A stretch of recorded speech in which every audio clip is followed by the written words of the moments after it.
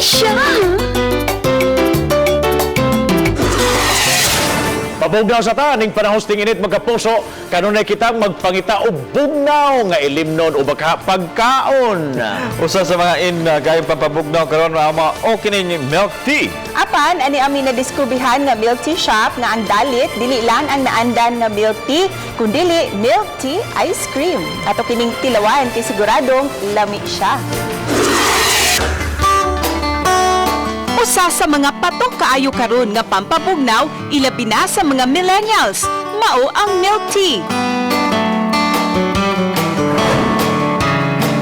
Apan, with a twist gayud kining milk tea nga dalit sa usa ka shop sa may Salinas Drive, Barangay Lahog. Kay ang ilang milk tea, porma na gayud nga ice cream. Gitawag nila kini nga milk tea soft served. Aduna kini nakamix na daan nga secret ingredients nga sila pa mismo ang miimbento o gipili ang mga angayang sagol. Ukayon kini og didto na ibutang sa ice cream machine.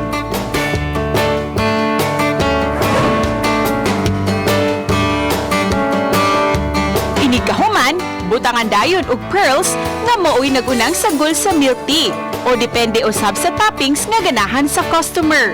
Mo naman ko'y background gamay in making ice cream sa balay kay na small ice cream maker. So mo tumurag na ko idea sa ingredients ana, gi-experiment lang until makuha siya. Kanang ganahan jud sila sa soft serve kay unique jud daw niya, lami jud daw, very creamy niya. Mataste jud nila ang milk tea. Mas lami nga kaunon dayon ang milk tea soft serve kaysa paabuton pa kini nga malanay.